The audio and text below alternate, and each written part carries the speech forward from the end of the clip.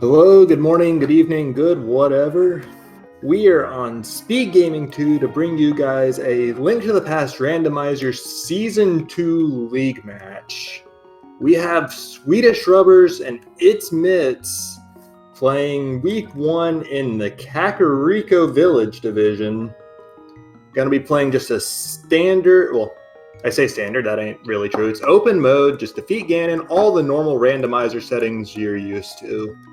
Calling this match, I'm Reg. I'm joined by DazeCloud. So DazeCloud, why don't you tell us a bit about the runners we'll be seeing play this game? I'd be glad to.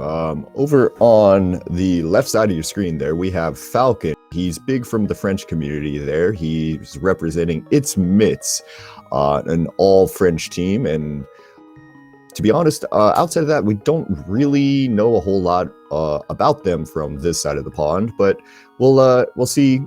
We are assuming that, quality runners, of course.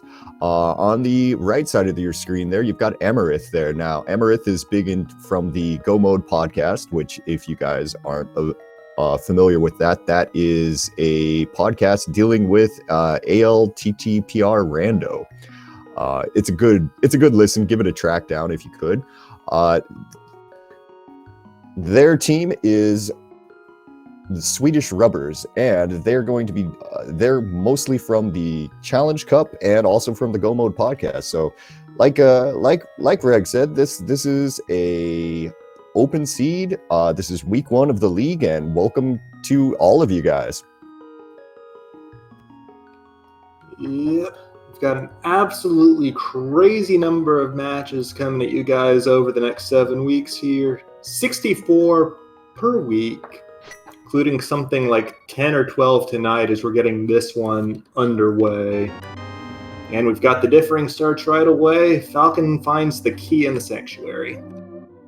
And 50 rupees there from Amarith in Link's house. And there was a little bit of a hesitation there. It looked like there was a thought that maybe I'm going to go take that 50 rupees and go buy bombs and go south immediately. But instead it's going up for the traditional uncle start.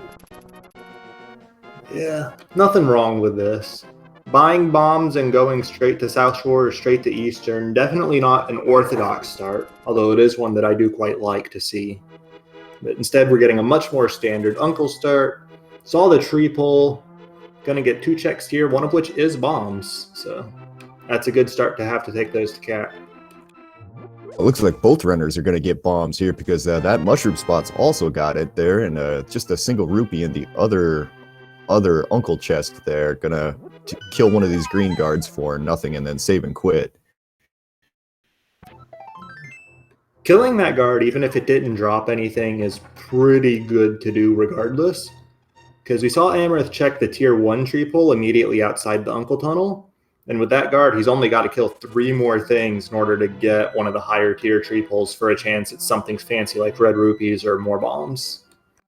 And especially early in the game, if you can get something that will load up your inventory a little bit quicker there, that's really something that will help you out a large amount. Now, it looks like Amarith is not choosing to kill anything and just is going to sprint directly to the Lost Woods there, as Falcon makes their way down into Blind's Hut for the 5 chests that are down here.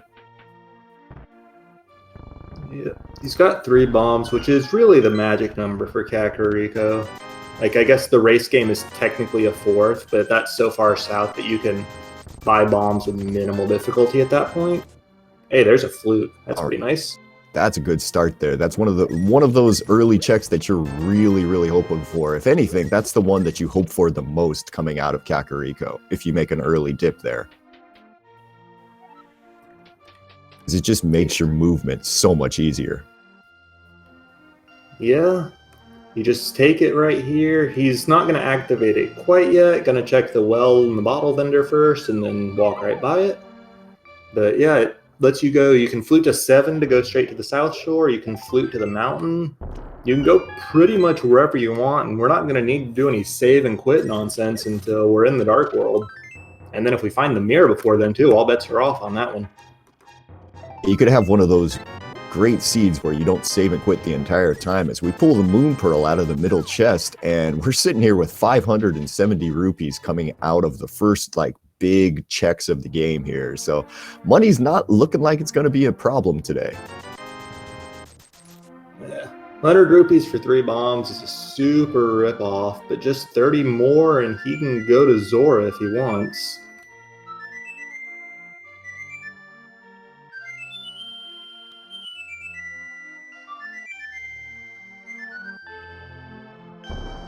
As Falcon frees the duck, and now it's got fast travel around. And yeah, like you were mentioning, there are just so many options that we could get there. And it looked like we just had a quick map check on Amarith's side, and according to our tracker, we've got nothing but crystals in the light world.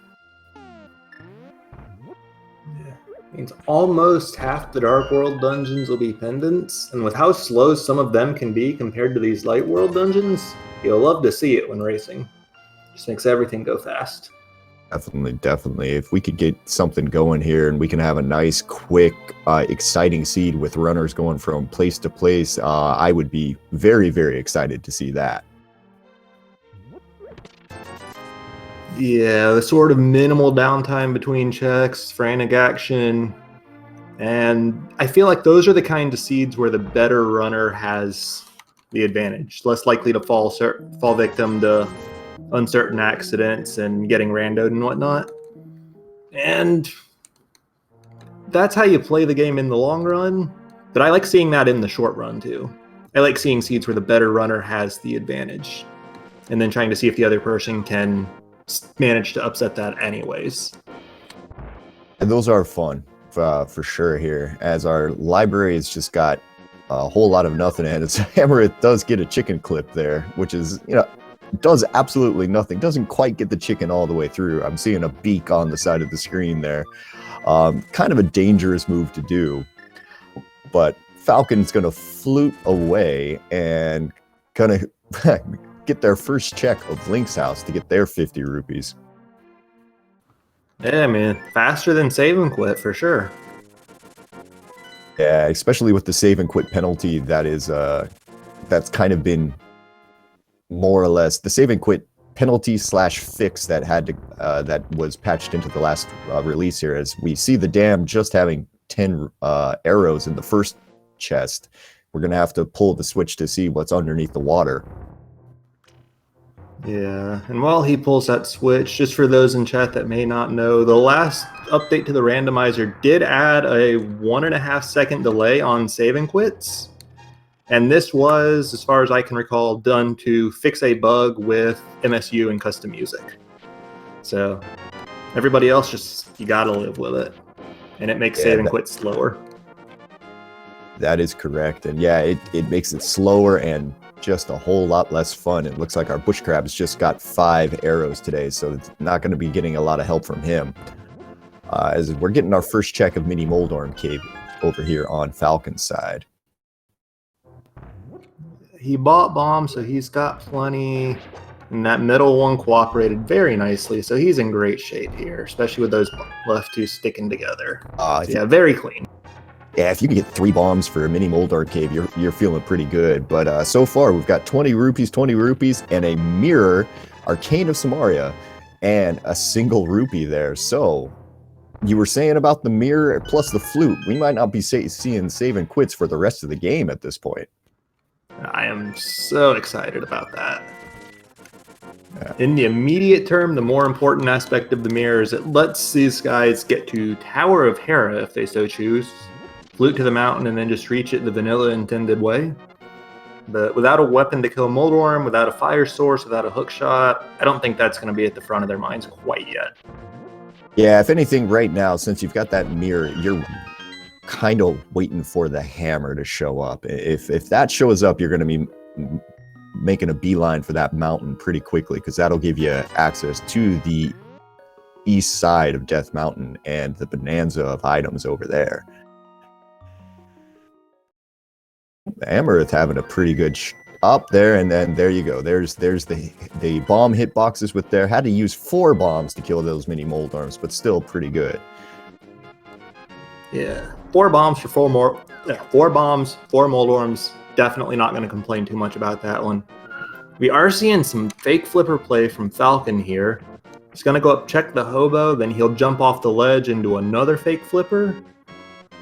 Ooh, fancy. Ooh, what was that? That was a hook shot on the island. So we're going to be seeing the flippers at some point this seed. And if we see them, we're guaranteeing that we're not going to have to even consider the idea of going into Swamp Palace to look for that.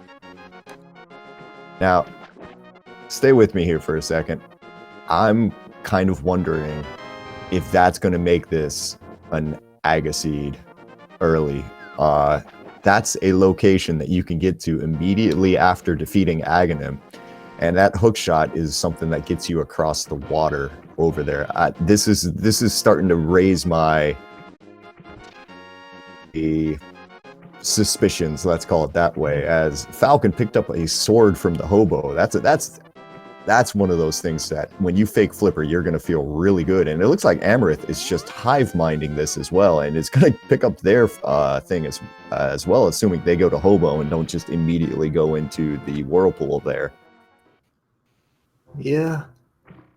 Like, with all the cash they've got, with the Moon Pearl to water walk the waterfall chest that Falcon's doing right now, the fake flipper play is definitely a good one. And you mentioned the potential for Aga with that hook shot. Honestly, that sword at the hobo also being behind the flippers, that's got me even more suspicious, because that sword's one of the things we have to be able to reach Aghanim at all.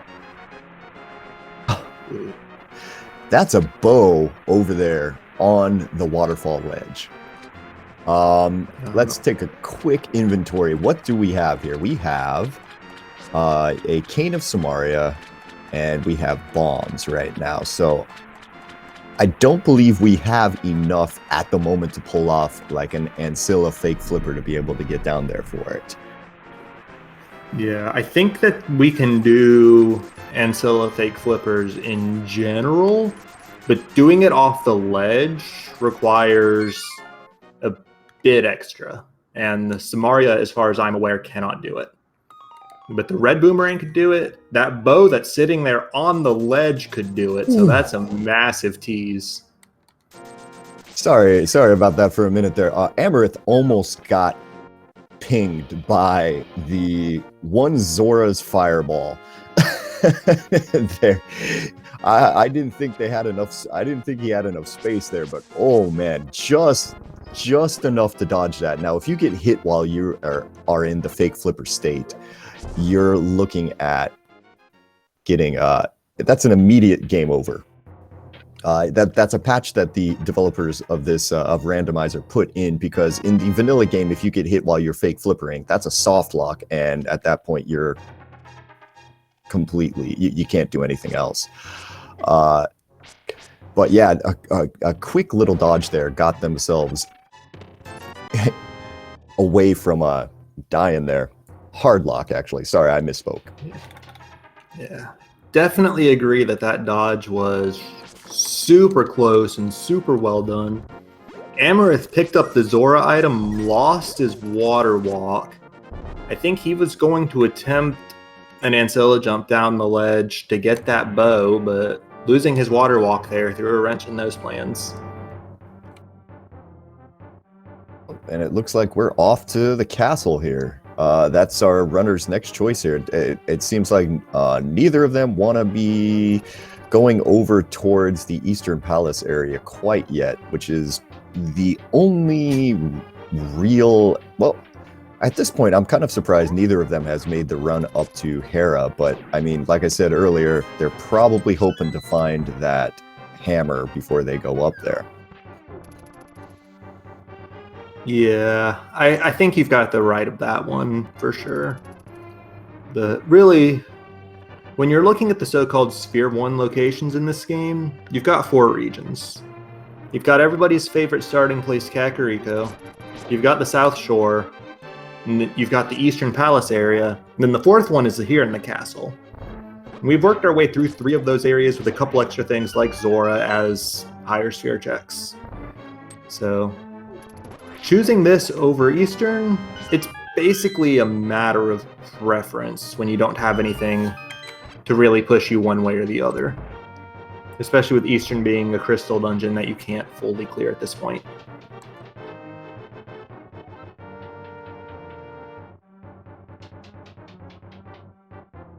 And so far, this escape sequence has not been profitable for either of these runners here.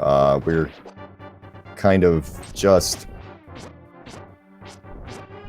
kind of waiting here. It looks like Falcon's got a vaguely NMG light sequence there and finds a glove. So finally, we've got a little bit of action here. Maybe that's going to probably get us a check of the back of escape the normal way here. Yeah, it looks like Falcon is opting to skip out on the Dark Cross. What I'm expecting at this point is that he's going to clear the back and judge whether the map's back there. That way he can judge whether the Dark Cross is a map. Because we've seen the key already. It was in the Sanctuary. But there's still a chance that this cross chest is just the map and you never have to go for it. Right, and you're seeing on the right screen there, Amarith is doing the exact opposite of that and is deciding to go towards the Dark Cross there. Now, a little low on the hearts, this is going to be a little bit more difficult. Should be okay, but this is not an easy thing as we get a map, 50 rupees, and there's our first or second bow back there as we take a fall to, I'm assuming, one of the snakes. Yeah, that's what it felt like. Obviously, without Amarith's audio and without vision, hard to say for sure, but there's only snakes and rats down there. And hey, with that bow, they can go back to Zorledge and splash delete it if they want to. That's one of the good ways to do it.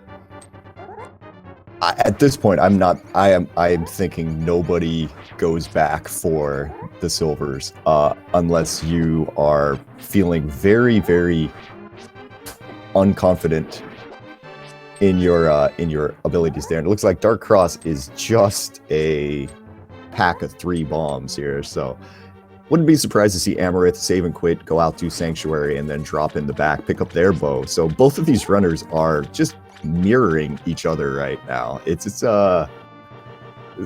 is kind of an interesting start. Yeah, a bit of flipped order in how they're getting there. Well, as far as the castle goes, at least, but both winding up at the same place, and actually Falcon's in the cross room, so is he going to find the chest? Well, there is one snake there that is bouncing him around a little bit, and luckily he also has a fairy, so he's going to take a death right here, but the fairy will revive him.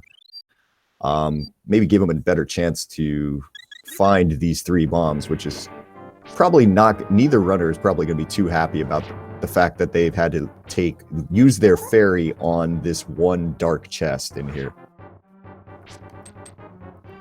The good news is they've got the bug net, so if they want more fairies, they're pretty free, especially because there is a fairy room just before the path to Armos in Eastern Palace, so they can drop down, capture fairy in there, and that's only a couple seconds lost. Falcon's really having trouble with this. There's not a really good way to do this in the dark there. You kind of have to just feel your way around it here. It looks like, that he's just going to give up on that and hope that nothing is there. And luckily for them, nothing is actually there. Yeah. And we find a book in the back of Sacharella's closet there. So that's going to open up Desert Palace on top of everything else. We now have access to all of the Light World dungeons. We cannot clear the desert without a fire source, even putting the boots issue aside. But you're right, we can at least get into all 3 of those dungeons. Also, I'm just trying to think of good ways to handle the Dark Cross. Because with the boots, you can bonk off the torch in the far bottom right of the room, and that'll put you in front of the chest. But obviously, these runners did not have the boots. So the next best way, short of just blindly feeling around, probably would have been to shoot arrows and hope you could shoot the chest. That may have worked. I was thinking arrows. I was thinking possibly using your cane to kind of give you a bit of a guide there to see if, see if you could see where it was bouncing off, as big key is in the first chest there of Eastern. Yeah. Not an easy thing. The boots are the best way. Yeah, boots are definitely the best, but that early big key in Eastern is always nice. It reduces the odds that you'll have to go chasing the other set of dark rooms in Eastern for that very out of the way chest. And now, let's see, to kind of go back to what we were talking about with no fire source right now, that's going to actually kind of put two chests in here out of logic. Now, we say out of logic, but both runners are going to be more than capable of completing the Eastern dark rooms. It just means that we're going to have to kind of keep in mind that you're not supposed to have two of these items yet, likely. So we'll have to see what they are before we start making any grand pronouncements about anything. Yeah, because there's fairly decent odds that that one dark room is just a map or a compass, and you just never need it. And then the Armos Knights, okay, that's 2 items in Eastern so far. So if the big chest is also an item, that means map and compass are both behind dark rooms, and they're just going for the crystal. And when it comes to the actual crystals, sequence breaking them doesn't really matter very much. Unfortunately, we will be completing all of Eastern, it looks like, because that was just a compass in the big chest. So we're going to be wandering through a couple of dark rooms here. Now, Amarith has already pulled out their sword and is going to use that to kind of guide their way around through these dark rooms and basically see where they are. Sword is the key. Sorry. Sword is the best item in the game for that, just with the way it sparks. Those are plainly visible in the dark, and you can tell more or less exactly where you are, especially in rooms that have other visible elements like those anti-fairies. Yeah, there's a few items that make it easier to get through there. I've seen people use bombs to go through dark rooms before to kind of guide their way with that, as we get blue mail out of the big key chest there in Eastern. And that's our 3 items. So we're going to go grab this crystal and just be happy that we've got it. Yeah. No progression either. 2 heart pieces and the blue mail, which blue mail is always going to be nice to have, especially with that mirror, meaning that death warps aren't really a thing that you need to worry about. But I feel like generally you come into a dungeon like this hoping for at least a little more. Ooh, Amarith is having some difficulty here with that dark room. I can see just came in and just started pinging arrows there. Second time. And better run away, and it's time to run away, I think, and try to get down that fair. And oh no, unfortunately takes a death in that room. That's unfortunate for sure. But at this point, I don't see the need to go back into the dungeon, and indeed Amarith takes the save and quit. Because at this point, I would just wait till you come back to pod and just mirror for it, because it's not an item, it's just the crystal.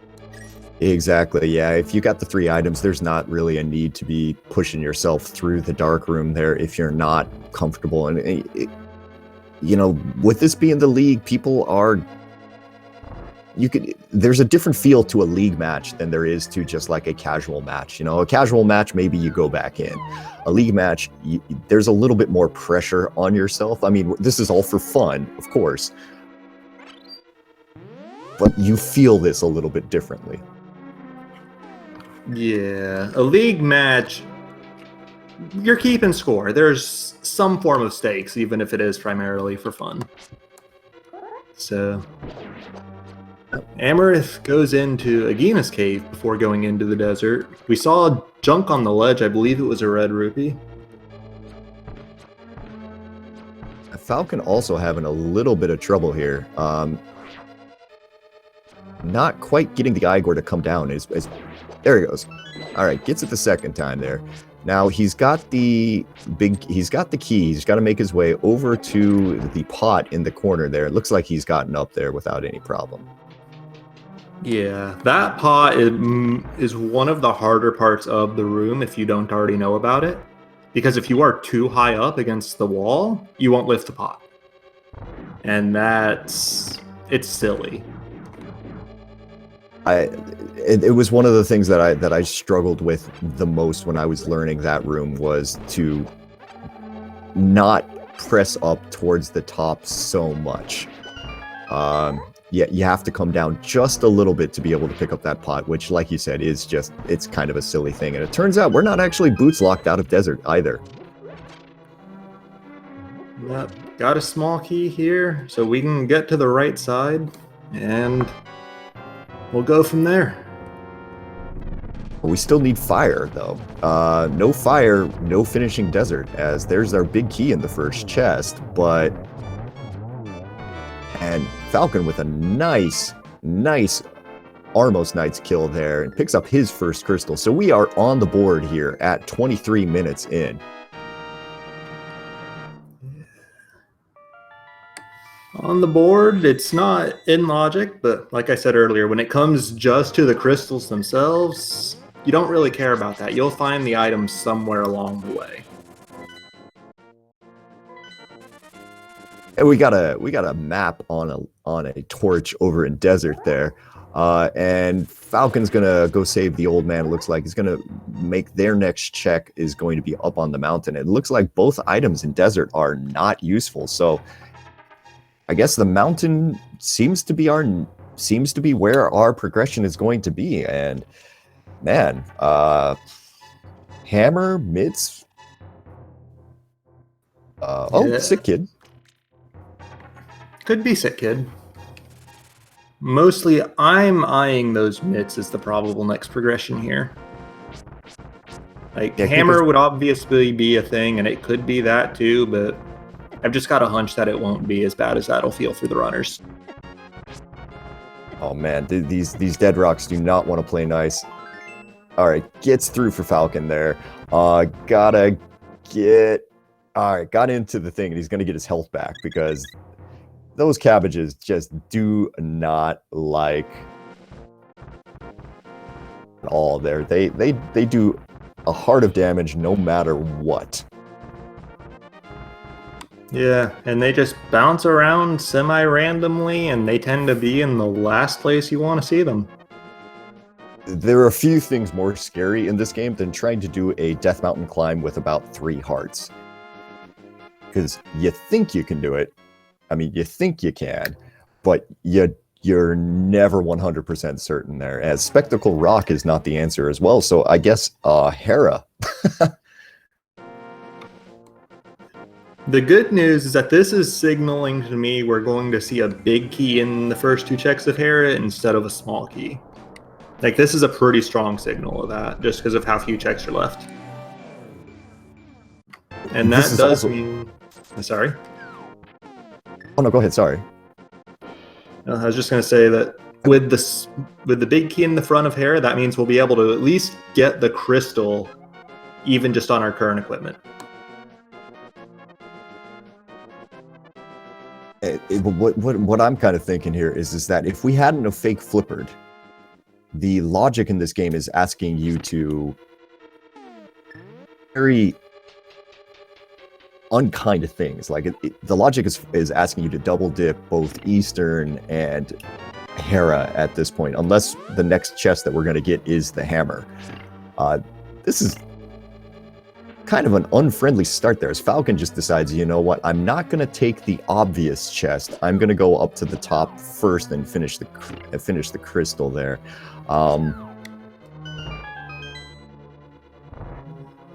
Did see I'm a little unsure about that play. Sorry. Oh, I just want to say we did see the map check on Amarith's side, and we did see Swamp Mire Skull Woods pendants, with the 5-6 being in Thieves Town and Palace of Darkness. The lobby chest skip here in Tower of Hera, not an abnormal play by any means, because it's one of those things you can just come back after you've completed the dungeon. I think it works a little bit better if you've got a fire source that you intend to do the basement with, if there's an item down there, but it's certainly valid otherwise. I mean, considering that you're not supposed to be in logic yet, that's what I was thinking we'd find something like that. So yeah, you unfortunately were completely right, and it is Mitts. its mitts in the... I hate myself for doing that. Its mitts was bruh. in the chair. It's mitts, and you love to see them. Meanwhile, Falcon is doing his worse than NMG Moldorm fight. Fighter sword and no boots. Boots are a very underrated item in this fight. Doing a pretty good job of holding their sword out there and keeping themselves from getting knocked off. Falcon's going to be getting his mitts probably here in just a minute. Moldorm goes into rage mode and just immediately gives Falcon an opening to poke him in the tail. So picks up his compass, and that's going to be crystal number 2 for Falcon. More importantly, that's an item in the basement of Tower of Hera. We can't get to that without fire. But we can take our mitts and go to the Dark World. Man, this game is logically asking our runners to do some nasty things. Now, the runners are just deciding we're not going to pay attention to your logic at the moment, but man, not particularly pretty, that's for sure. Yeah. The only flip side to what the runners have done so far compared to what the seed is expected is that there was nothing in Eastern, so it's hard to say the seed was asking them to double dip that. Because they could have just gone in way later. Could have hypothetically been their 7th crystal if they so chose. True. Very, very, very true. But I mean, when you've got that bow, you're typically not putting that off. And we've got a angry worm on the other side there. Amarith doing their best and finally getting a slash in there to get him on the tail and take him down. Going to see some Meyer information over on Falcon's screen in just a second here. Falcon was not in the desert earlier, right? Or am I misremembering that? Falcon didn't go. Only Amarith has been to the desert yet. So we saw Bombos there on Misery Mire, but that is also just a pendant. See if we find Bombos here in just a minute or something and kind of tease our runners to maybe go in there. Yeah. With Falcon not having gone to the desert at all yet, this is additional checks for him and a fairly efficient play, especially with Meyer being a pendant, meaning that he doesn't have to worry about being able to go in. And he can also get the checkerboard cave that Amarith wasn't able to get originally. But yeah, seeing that Bombos there, I don't know. That medallion is logically more useful than the others in a vacuum just because of Ice Palace. Yeah, definitely. And it's also kind of one of those things where you are able to, since you're able to complete Ice Palace and you're able to pop open Cold Stare's shell a little bit better. It's the other items the other medallions have their uses, but Bombos, especially for new runners, is one of the most useful items you can have there. If the room gets too heavy, you just nuke everything. Yeah, and Bombos is the only medallion that's also guaranteed to kill everything it affects. Like, there are still some enemies that it just doesn't do anything to. But unlike Quake, which can just leave a bunch of frozen enemies laying around, or Ether leaves the frozen enemies, Quake leaves the little bouncing slime bag-looking things. The Bombos will just burn everything to a crisp. Yeah, barbecue's good for you, It's the best way to go through things. Barbecue over icicles. I'm a fan. Definitely. I'm a big fan. Now, Amarith is going to make their way into Thieves Town here. Now, we're going to get this lovely, lovely decision that every runner has to make when you have a mitts entry into the Dark World. You don't have your hammer yet, and the first chest that you picked up in Thieves Town is the small key. How lucky do you feel? Are you going to make the pull all the way down and finish off what you can in Thieves Town and pray that the hammer isn't locking something there at the back? I think when it's a crystal, I very much strongly favor going to the back and at least getting that crystal. It's a gamble either way, but Well, with the small key in hand, the hammer can even be in the basement or directly on blind. And besides that, that was 2 items in the front, no map or compass to be seen. So there is at best, or I guess really it's more of an at worst, a 50-50 of something in the big chest.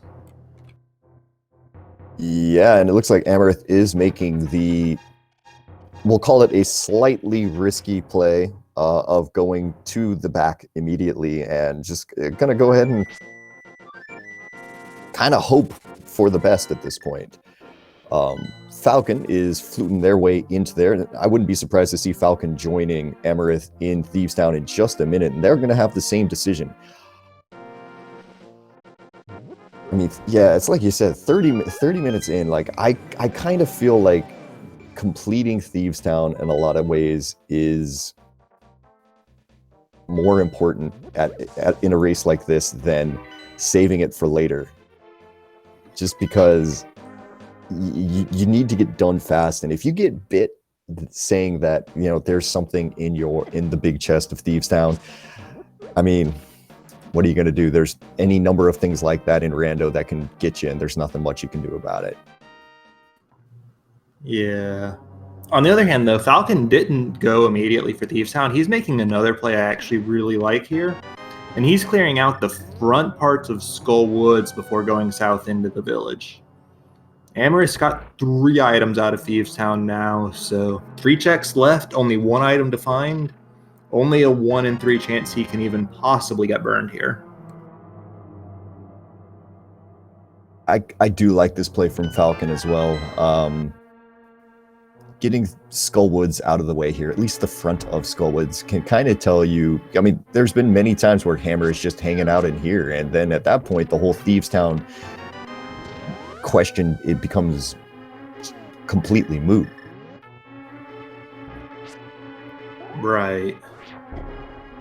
Of course, I don't think we've seen any items from Skull Woods yet. Correct me if I'm wrong. I guess there's 1. That was the first one right there. Yeah, it was just 50 rupees. Now, going to make their way back to the Gibdo room, it looks like, and we're going to find out if Amarith is dodged the bullet here in this first part of this. And unfortunately, there's the compass, so we're down to a 50-50 chance of uncomfortable feelings in just a second. Yeah. And even if he loses that 50-50, it cannot be the hammer. Still any number of things it could be, but that's something to worry about when it actually comes to pass, and there's only cash in Skull Woods for our trouble today.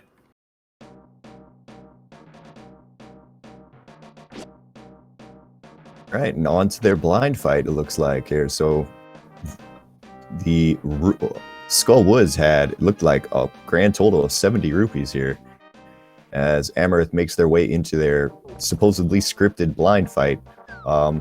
Getting off script there a little bit, gonna have to scramble just a bit there. Doesn't seem to be having too many problems. Gets that 9th hit in, and there we go. And blind is down. Yep. For the map. Feels bad. Yeah. But the chances that item is hard progression, if it is, he'll get funneled back into it at some point, because you're going to need it to beat the seed. But even knowing that you left an item behind there, you've still got your second crystal on the board, and we're only 36 and a half or so minutes in. So can't be feeling too bad about that, even with that in the back of your mind, I don't think. The moment that you walk down here a little bit further, though, and you pull Hammer off of, Stumpy or Jeremiah or one of these guys down here, that at that point you might start going, no. But if that happens, it happens. Hopefully, for Amarith's sake, that hammer is a little bit buried. A 1 dig 300 rupees. Yeah. I can see not taking that, I guess. It's certainly a decision not to. But I guess if Amarith is confident that they're not going to need the money for this seed beyond entering Palace of Darkness at 110 rupees, and they're not going to need much more beyond that, then yeah, why spend the few seconds to grab it? I mean, It's fair at this point. You've already paid off Zora, so I mean, the money, yes, like you said, is just going to be about what has what's in pod, or if you're going to need potions. But the first chest, the chest game there had a blue potion, so neither of these runners are probably overly worried about their health at the moment. We'll see what happens when they get a little closer to GT, but that is a long way in the future. Yeah, we're only on 6 hearts and blue mail right now, but there's a ton of checks between now and GT, so a lot of time for that to change and for this to turn into 14 hearts red mail real quick. Definitely, and hopefully soon we're gonna find those flippers. So, because if we get those flippers, we're gonna probably head our way back up to Dark Death Mountain pretty quickly and get Paradox Cave and all of the goodies that are up there as quickly as we can. But we're still waiting to see where they are. Yeah, we find Tempered though. That's nice. That sword always feels really good to have, no matter what your experience level with this game is. But yeah. Tempered is just, it's such a huge advantage over everything else that you could possibly get there. Yeah, it makes bosses melt. It's fantastic.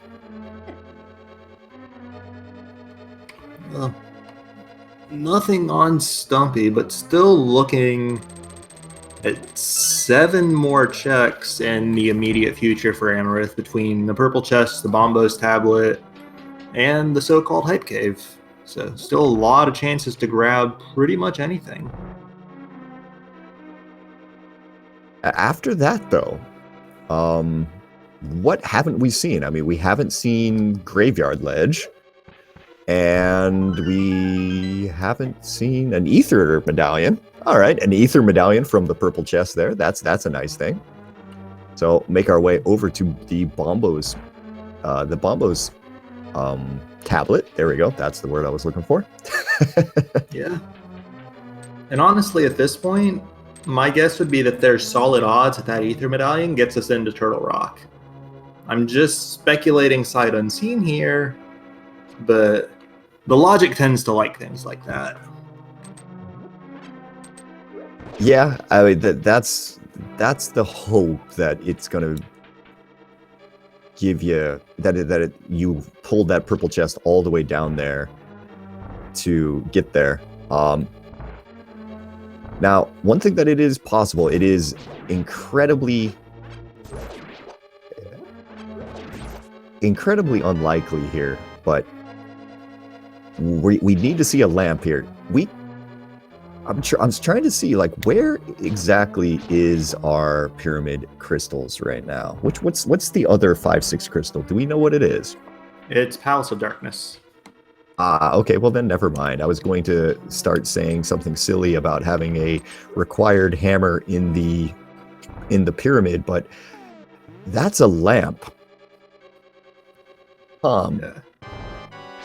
We can still logically have like flippers plus hammer in the West Dark World, or East Dark World, excuse me, logically requiring Aghanim, but there are numerous ways around that.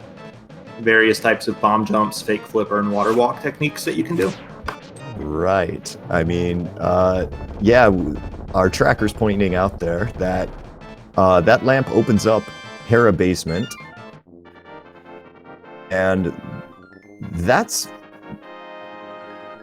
it at the moment for new items. It opens up Hera Basement, and it opens up Aga.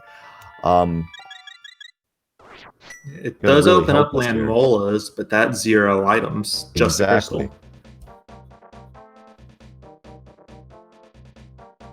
Crystal.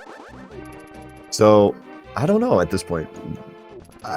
Maybe we're supposed to be doing Aga, or maybe we're supposed to go back to the bottom of Hera. Like, this is This is rude, regardless of what it is. Yeah, this is. I'm glad I'm on this side right now. I don't want the controller in my hand for this seed. This thing is being just ugly. Yeah, it's literally a pick your poison between a double dip of Hera to go back just for an isolated item in the basement, or go to Aga just for East Dark World access. I mean, Or a comedy option, if you know your bomb jumps are similar, you can do like a Kern jump or a fake flipper revival to fake flipper over to East Dark World. that would be my option. I would take the current jump there. Like even if you, the current jump there for people who aren't familiar with it, it is a bomb jump over the river in North Hyrule, up by where the witch's hut would be in the light world. It's not the easiest thing to do, and I know some runners struggle with it more than others. But at this point, if you're looking at the difference between doing doing Aga Tower or using 8 bombs to get the current jump right there, I probably still go with the current jump. Yeah, I mean, you say that, but the Kern jump is a difficult piece of tech, and I saw runners in the main tournament that finished not very long ago that skipped out on the Kern jump in favor of Aga Tower just because they thought it was faster for them. And I'm not familiar with these runners to that extent. I don't know what tech they are and are not capable of. I would certainly love to see them do it, but who knows? Yeah, I think we might have been on commentary together for, I think, the race that you're referring to back there. But the race that I'm referring to a series rather than an individual race, because 2 out of 3 races in that series came down to Kern jumping being a huge advantage. Right, that was the Dunka Weighty Words one, if I remember right. Yeah, if memory serves, yeah. Dunka unfortunately did not know to do the Kern jump. Or, well, he knew to do it, but could not do it. Yeah, it is. It's not a simple tech. Like there is a way that you can learn how to do it here, but it is not an easy thing to do. And I guess Amarith is deciding, you know what, I'm going to follow this lamp right now, as unlikely of a progression item as this typically is. They're making their way up to the bottom of Hera, and we're gonna get a coffee break, it looks like. Yeah, I mean, we've seen everything else except like the graveyard ledge, right? Yeah. So at this point, you're going graveyard ledge, or you're gonna go climb Aga Tower, which yeah. Like honestly, I think chat's got the right of it here. If I were playing this seed, when I personally cannot Kern jump or have not learned how to do it, I would do graveyard ledge, then give it the old college try, then failing that, go to Aga. But like I said, I am not familiar with these runners to the extent that I would be comfortable saying that, yeah, I think they'll definitely do this or that in this situation. 100% there. Yeah, it's really hard to say exactly like what these runners know versus what they don't know. For our coffee break over here, and Falcon's going to have a decision to make in just a second there once they pick up that lamp. What do you want to do next? Because your decisions are kind of ugly. Yeah, actually that reminds me, Falcon did the front of Skull Woods. Amarith has not yet done so. So that's something that could pull Amarith to the North Dark World for that graveyard ledge check. Potentially bail everybody out of having to see Aga, at least on one side. Oh, and there is another thing that we're not mentioning right now that our great tracker is pointing out there. That, hold on, that's a fire rod. Fire locked fire. Oh, that's a green pendant. That's hideous. Hideous. Yeah. Yeah, that too. Like, oh my god. The only progression that unlocks in Logic is the green pendant. We've seen both items in Skull Woods already. Well, that's fantastic for Amarith there. That is following the logic perfectly and getting exactly what you need from it too. I mean, that is Oh my. Wow, that's insane. Yeah. So now I guess Whole wood's the clear. real question, Everything. when is Falcon gonna get that? Yeah, because what Falcon's doing right now is Falcon is moving up towards the graveyard ledge, and then I assume there's going to be a current jump coming. I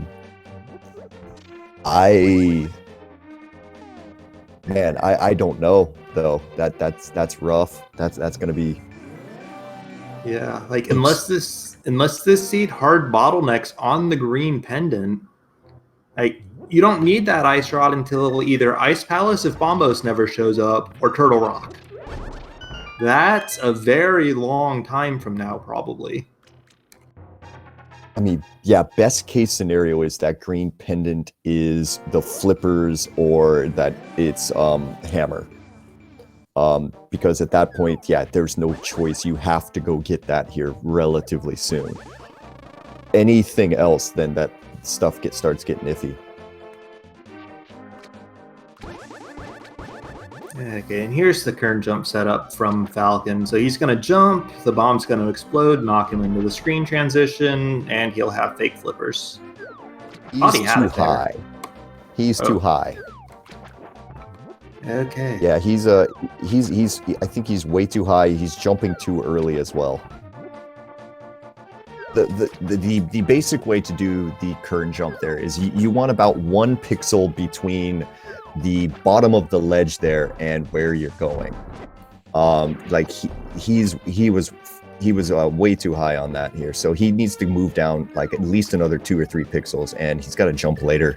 Yeah, he was jumping too soon and he was too high to pull that off there. If you're in the right spot, once you jump in, the bomb explodes, it knocks you down. You have to hold down to activate the screen transition. If you can do that, you'll get the current jump without any problem here. Now, is he gonna just go buy bombs and try again? It seems like might be what he's doing there.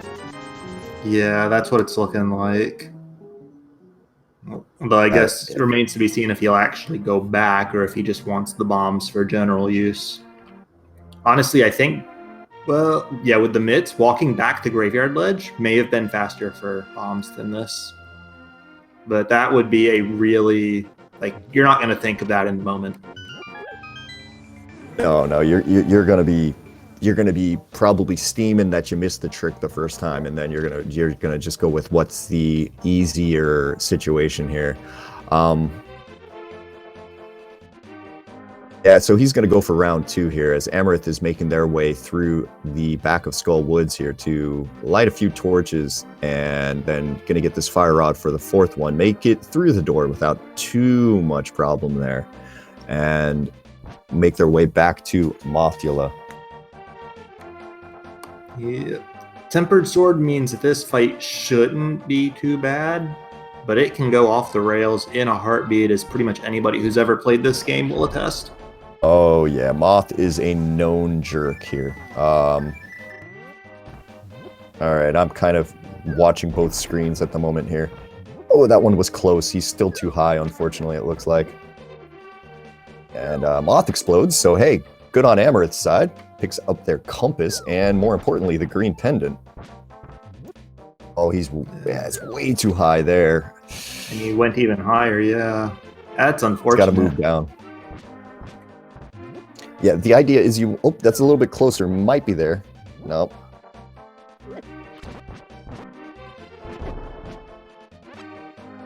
All right. Okay. Oh, a little bit lower. You can do it, bud. This is unfortunate here. We're getting a ped check over on Amarith's screen, and it's just Couchcast today.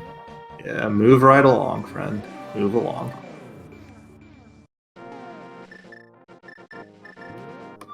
So now what's he gonna do? Yeah, it looks like it's just going to be that Aga play now. Now, Amarith is also heading. I would imagine this is a graveyard ledge check. And then maybe a current jump on their side. We'll see if Amarith can do it a bit cleaner than Falcon. But we'll see. I mean, from a routing standpoint, this kind of makes sense. You know, if you're going to go ahead and be able to jump over the river there without any problem, you're not going to really worry about this because you can mirror right into pod afterwards. But yeah, I mean, part of me would be very tempted to have just immediately gone and turned in that green pendant, knowing how little is left. Yeah, I'm trying to think if there's a clever way to use the portal from the mirror here, but I feel like would have done that back in the Kakariko area, so you could just flute to 5, turn it in, flute to 3, go back.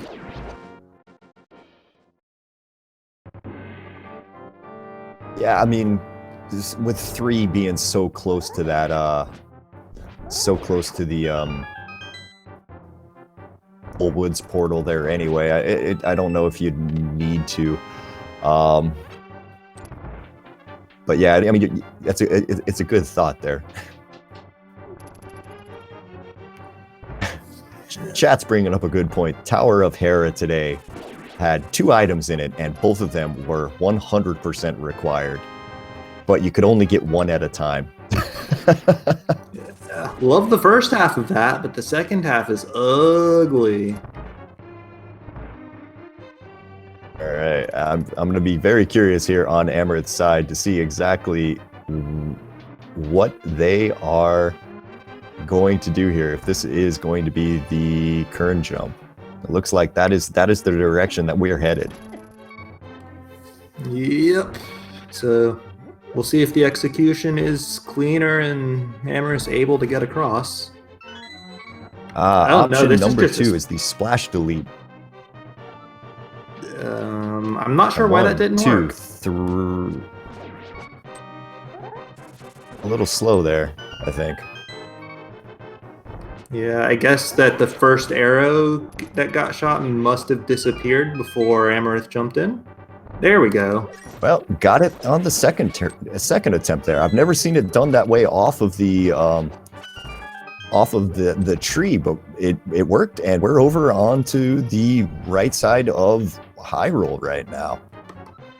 Yeah, so that's a massive time save over there, just between the multiple minutes Falcon spent trying and unfortunately not getting it, and then just not having to climb the tower. So very well done.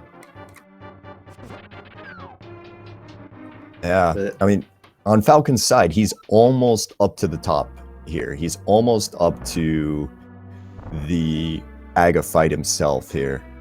Going to the right, which you don't usually see on that screen. I like a little bit of change there. Yeah, left or right doesn't actually matter because it's the same either way, but yeah, everybody seems to go left for some reason. So I just sort of picked that up myself from watching other runners, and it just continues to perpetuate that way. Yeah, I'm going to go right next time just to mess with the commentators on my next race. I'm going to do the same, actually. Good idea. All right, we're playing the blue ball game here. I think that was, what, 1 already? Yep, 1 already. We're not going to see 15, though.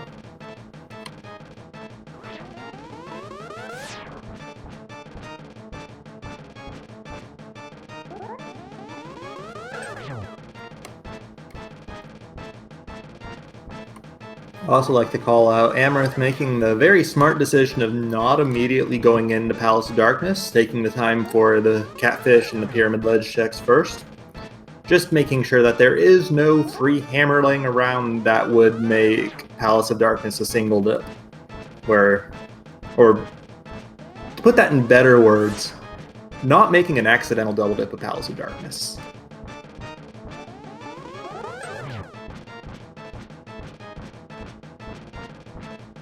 See, now we've started a discussion about whether or not you can pump going to the left or going to the right. So I mean, I guess it would be the same thing, wouldn't it? I mean, it's a square.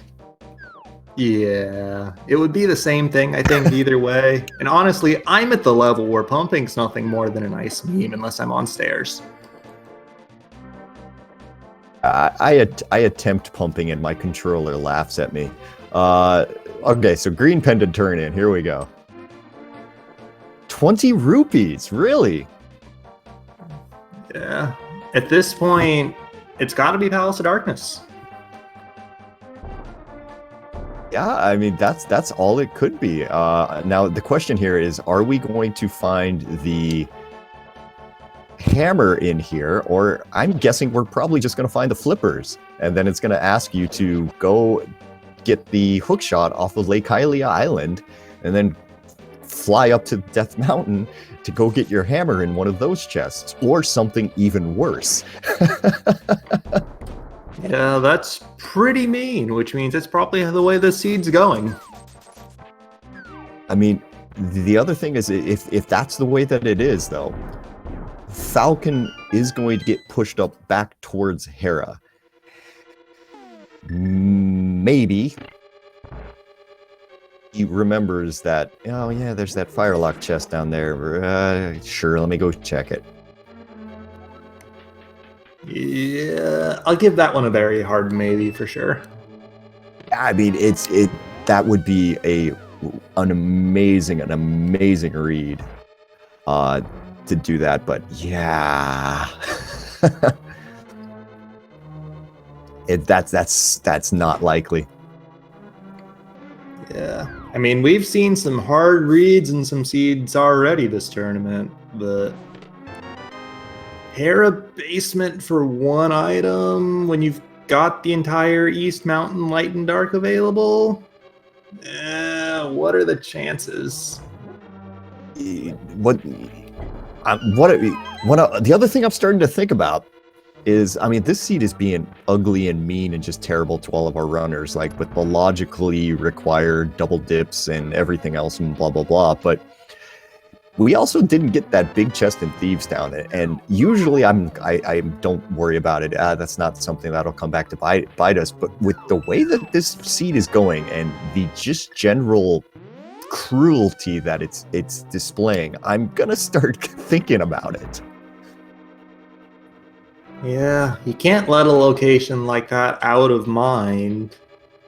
But for Falcon, it's pretty much the same boat as the Hera basement. It's one just long, out-of-the-way item with an esoteric requirement that you couldn't get when you were originally there.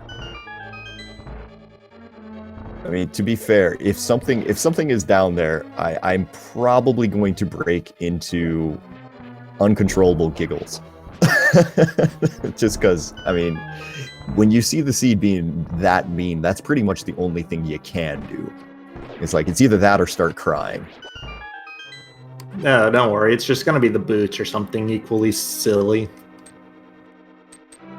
Oh, man.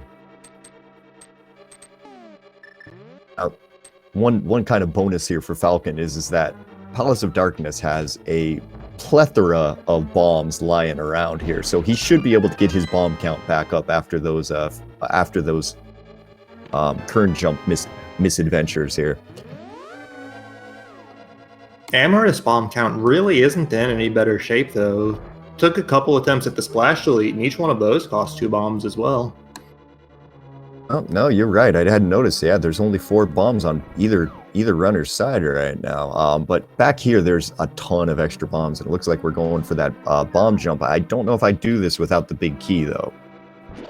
Yeah, I'm not a fan of this without the big key either, just because you have to either do it a second time or walk through the maze again anyways for the chest.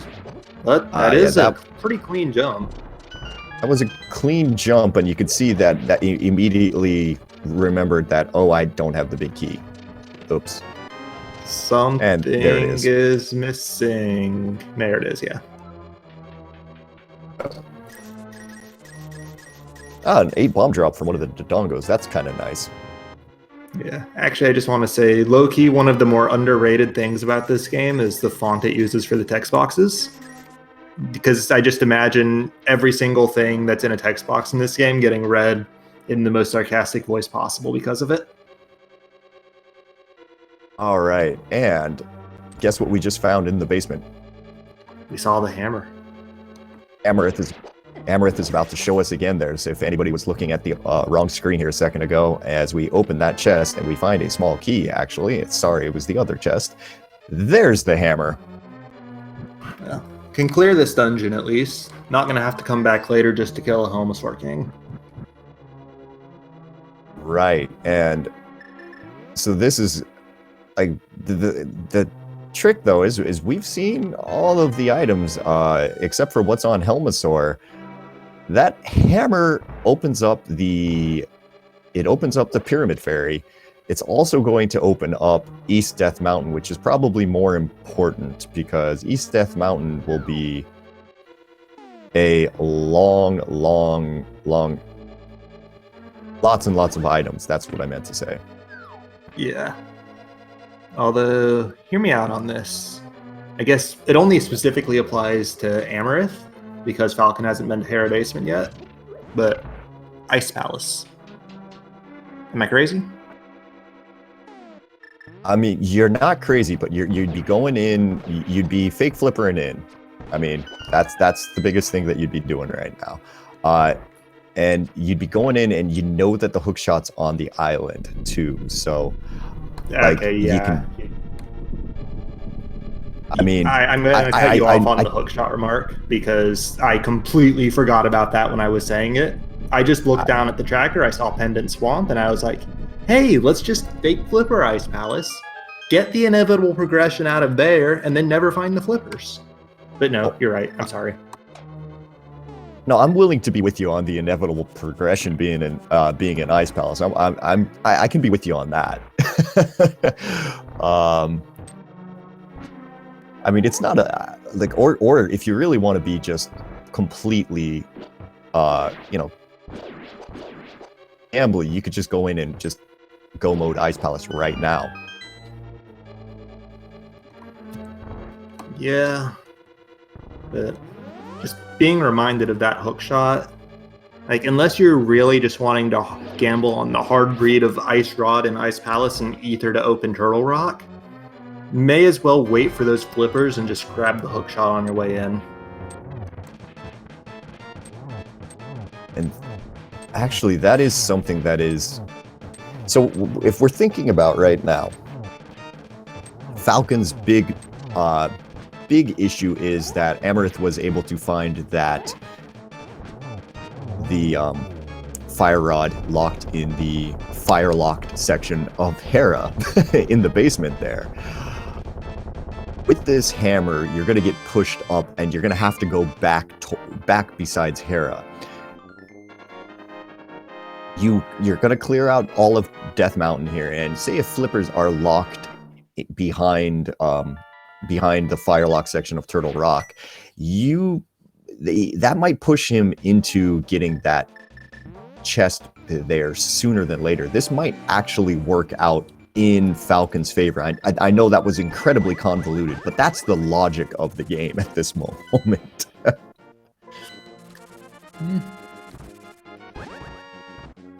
Well, nothing on Helmasaur King, so for Falcon's sake, we might be hoping that you are right that just following the logic would be the way to go here.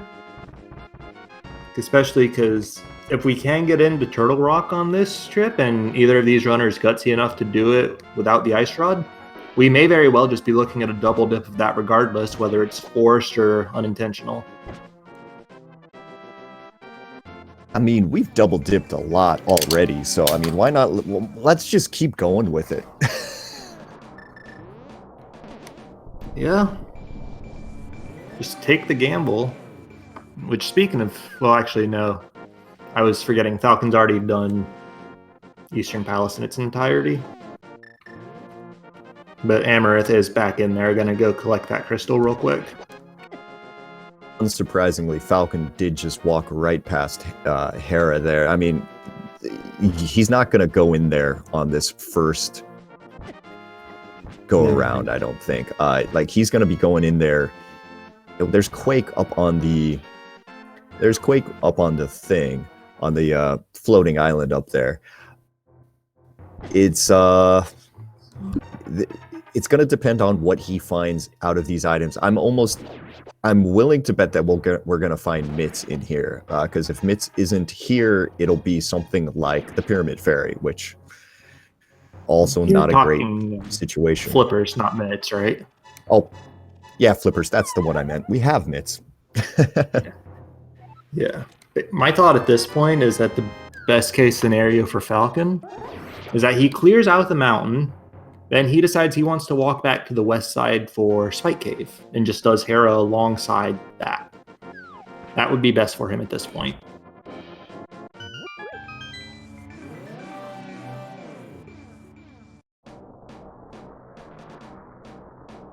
All right, we're into the Dark World here, which, of course, as we mentioned, we do need Mitts to get into.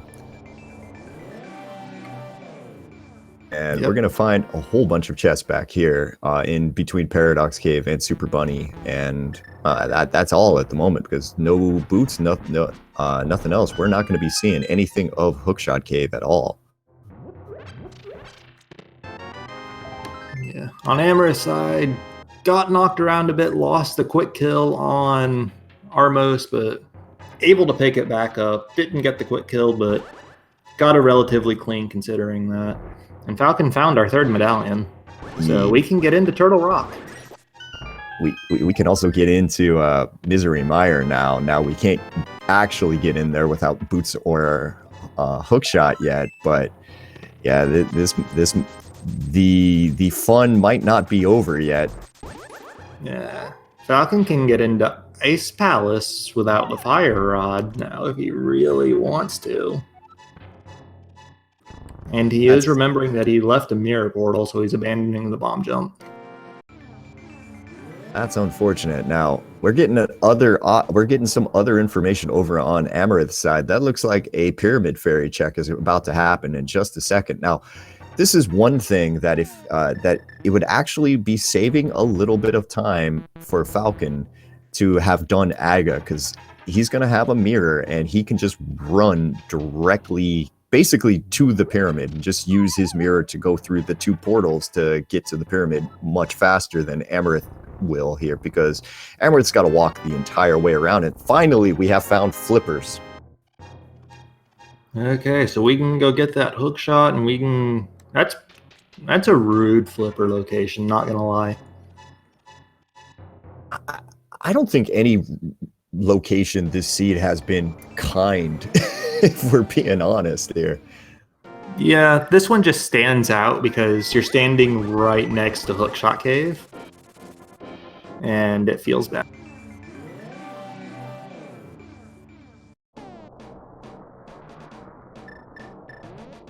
There's a cape in there and a red rupee just in the Pyramid Fairy, so not going to need either of those items. And it looks like, yeah, that's Quake on Turtle Rock, so the medallion you need is right next door. Yep. And he actually can get that without the hookshot or any of the sort, because you don't have to get any of the chests in the Hookshot Cave to get to the top of the floating island. But Falcon is leaving that behind. He's leaving Hera behind as well. He doesn't have the invincibility item, but he is leaving Spike Cave behind. It looks like we're going for that hookshot right now, and Amarith is going... This is not Thieves Town Big Chest, is this? This is Thieves Town Big Chest. And then probably Hammer Pegs immediately afterwards. I'm starting to wonder if this is one of those situations where you got your mirror early, but you got your hammer late, and doing the math of hammer plus mirror equals East Death Mountain is a little slow at the moment there. I wonder if that's the case here.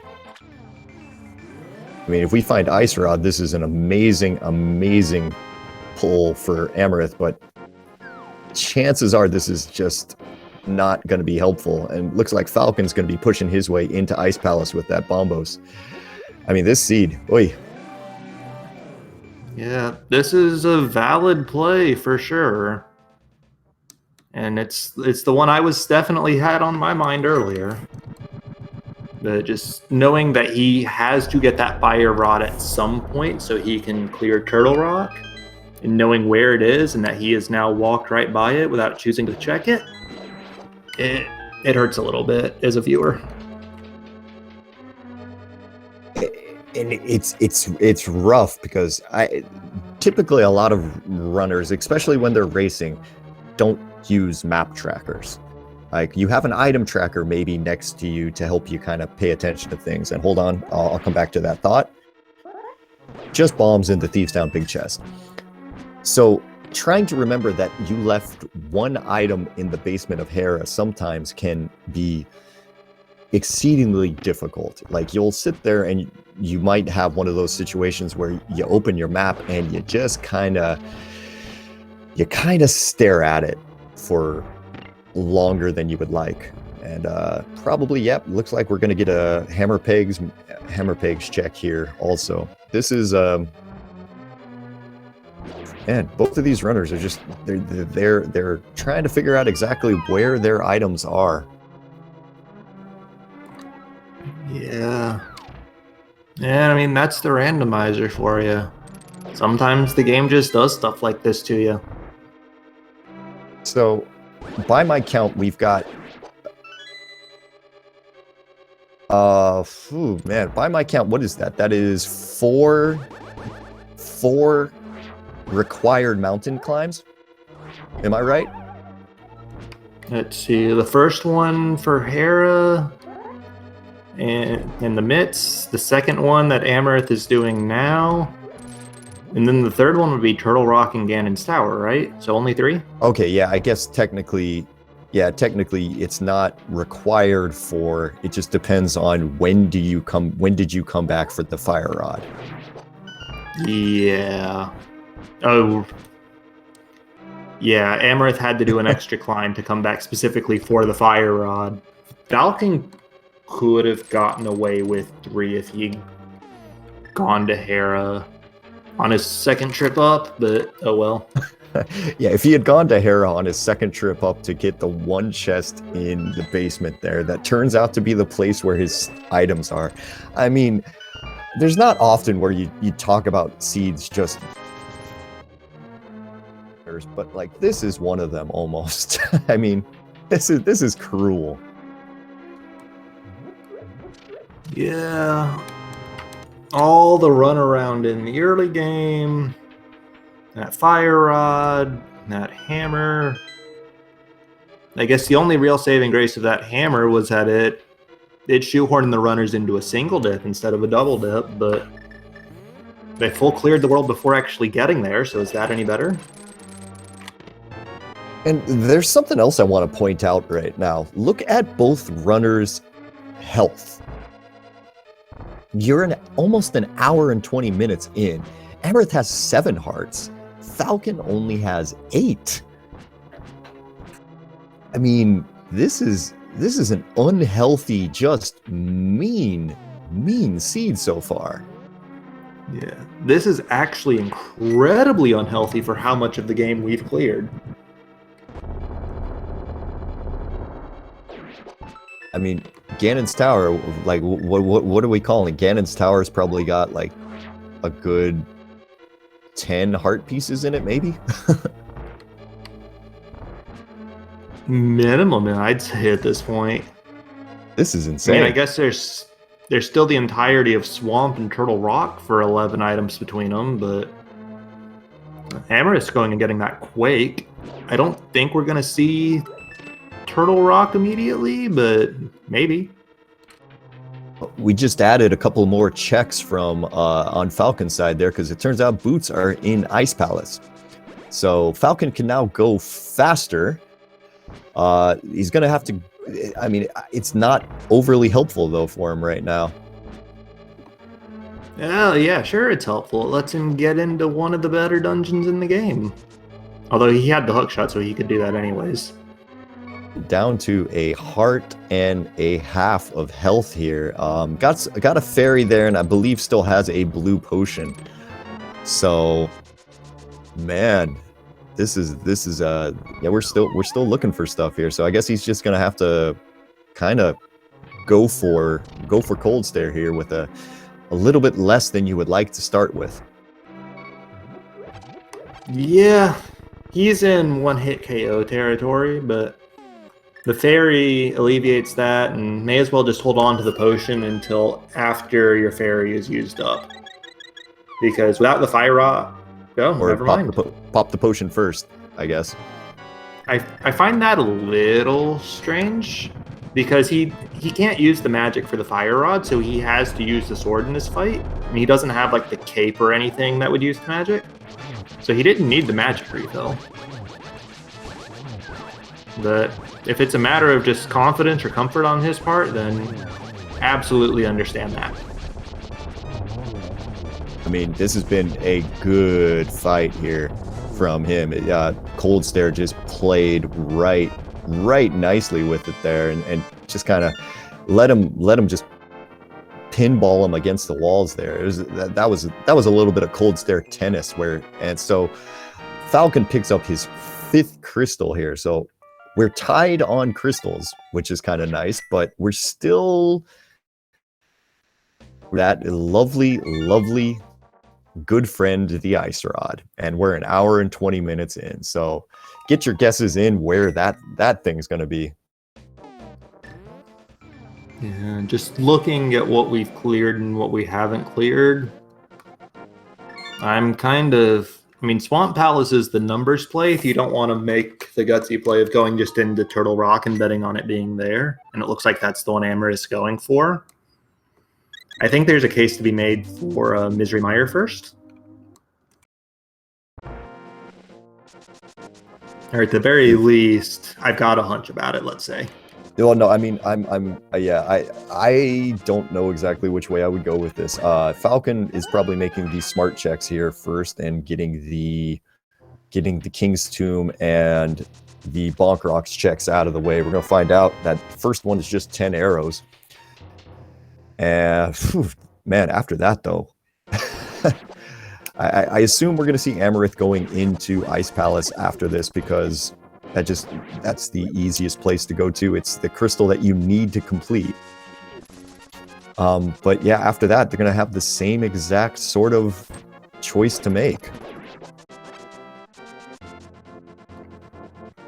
Yeah.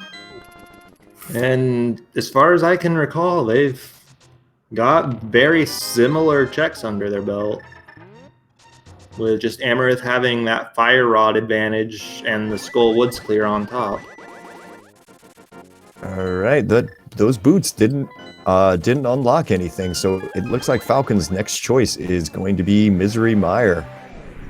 You're going to see that desert crystal first. In fact, that might be the only reason he's here.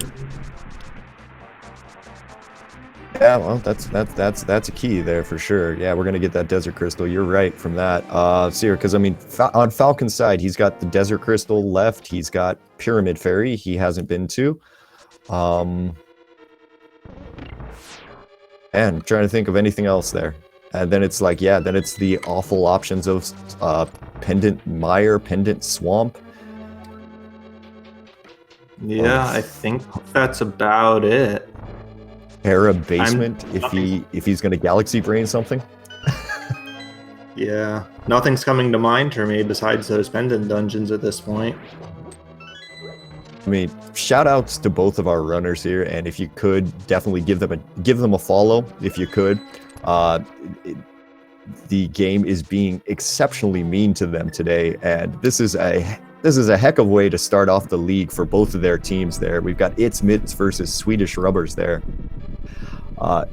From the Kakariko Village Division in the Light World Conference.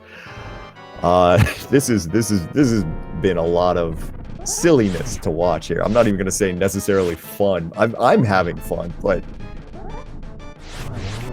yeah, as a viewer, I think that there's a lot of entertainment to be had here. But yeah, as a runner, you're probably just so unbelievably, I don't know, angry or frustrated, or just know how you feel right now. I've got so many questions to ask these runners once we get to the interview portion, once they're done here. As yep, that is going to be crystal number 6 for Falcon. So he's missing 2 rods on his side for go mode, and one of them is in a terrible, terrible place. But he's running out of places to check. I do want to call out in the cross spike room in Ice Palace a couple screens back for Amarith. Really, really nice use of the hookshot iframe still at the spike just passed right through. And also, chat is calling out Hookshot Cave as a potential Ice Rod location that completely slipped under my own radar there. Right, because when you've got to make this many trips up the mountain, why not just do it? Why not make it nice and easy for the runners here? So Hookshot Cave is going to be our next check over on Falcon side, it looks like. Also, that is going to be the Quake pickup on the floating island as well. And it is right next door to Tower of Hera, so maybe Falcon can just turn this race on its head and take a strong advantage from getting that. I mean, Falcon makes that play. I'm nominating it for Read of the Year, just because that is going to be an amazing choice right there. Yeah, it's going to be a contender for sure. But I'll have that discussion later. All right. And it's here we go. This race, so. Well, we've got 4 chests here. Chest number 1 is our butter sword, so hey, that's nice. Chest number 2, 10 arrows. 3, a mushroom. Oh no. And piece of heart. That mushroom is 2 checks between the standard turn-in and the fake powder. And usually I don't have any interest in doing a fake powder outside of like a key sanity race or something like that. In this case, 100% I think I would do the fake powder. just because I don't trust this seed at all at this point. Yeah, save yourself from something like powder on laser bridge to ice rod at the bat. Just do your fake powder, get your efficiency in. Oh, I'm kind of thinking on Falcon's side, what we're going to see is he's going to jump into... Wait. Never mind. Maybe. Don't menu, don't menu. Oh, wait, he's got to go this way because he has to open the portal to get to the top. Right, exactly. Yeah, I kind of forgot. So, took a death over on Amarith's side there in, I believe, is the Cold Stare fight here. Yes, it is. And, yep, takes him down without a problem afterwards there. So that's going to be the 6th crystal over for Amarith. And all along, and now he's got to get the same sort of things as everyone else, but I think Amarith is much more likely to come in, just go straight into Turtle Rock and hope that they find Ice Rod in here. I feel like that's the play for Amarith. Yeah. Now the real question here, Falcon could get immediately locked out if this chest isn't a small key. If he does, then where's he go next? Does he run over to Hera? Okay, so he can get a little further. We can still get locked out here at the Chain Chomp room, and we can get locked out at the big key chest. Neither of these checks are necessarily take a whole lot of time. You're gonna end up having to do these anyways, so like this isn't a... those Chain Chomps, wow. Both of them go to cover the crystal switches here. It's like they've been taking lessons or something. All right, so he's locked out now. Amarith's getting the silver arrows. I mean, fair enough. That's a reasonable thing. And okay, Falcon, where are you going here? This looks smart. Yet. This looks like it. This could be it. He's going. This is going to be the Hera basement for don't drop Falcon, down. and he's going to get it. Don't drop down. Don't drop. Okay, yeah, that's it. All right, we're good. Yeah, he'll grab Spike Cave afterwards, I think. Although without an invincibility item, I guess not 100% sure in that assessment. But yeah, he's going to get his Fire Rod. He's going to be in all right shape here. And it's going to just be a straight Ice Rod hunt. We are like 100% back to both runners being pretty much equal after this, because Amarith is right now doing the oh wow, silvers are actually going to be a thing at this point. Silvers are going to be an issue right now for something we have to like pay attention to, because that's the runners are going to be more or less equal after this. Yeah. It's literally just going to come down who finds that Ice Rod first. This is really the worst kind of seed, in my opinion, but because it's basically going to just who makes the right choice. And chat's actually raising a good point. You think Falcon goes right back to Turtle Rock after grabbing this? Yes. And here's the thing. Look where Amarith is. Oh, are you going to Spike Cave, or are you... Oh, you're going to Spike Cave. Oh, okay. This is still potentially could be very much the correct answer here, though. I mean, like this isn't a... Oh, sorry, go ahead. I was just gonna say, at this point, it could be anywhere we haven't already seen in Ganon's Tower. Anywhere else is fair game. This is far from over, but right now I would much rather be in Falcon's shoes, I think, than Amarith, because I think Amarith is going to be chasing him in here. Yeah, pulling out the hook shot. They're coming to Turtle Rock as well. They're going to be right behind him. So Falcon's going to have a half of Turtle Rock lead, it looks like here.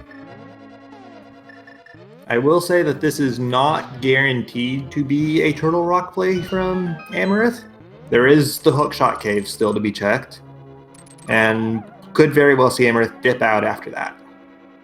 But if I were to put money on it, I would say probably will see Turtle Rock. Yeah, and I at that point, oh my gosh, and that's a shovel as your first item in Turtle Rock. All the fetch quests on the Dark Mountain?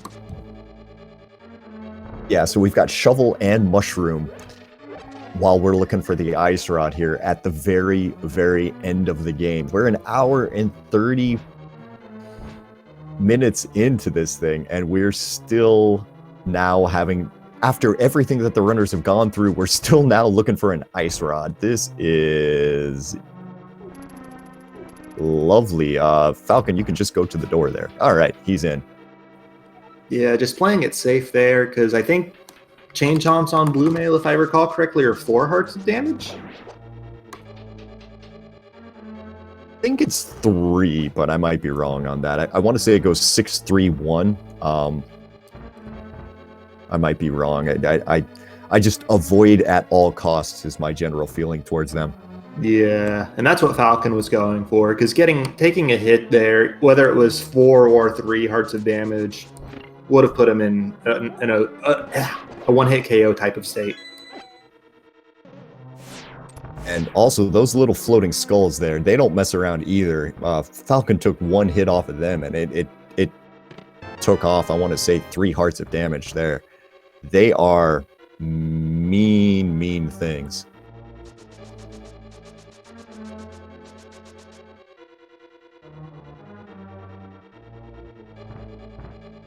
Oh, and Chad bringing up a good point here. There is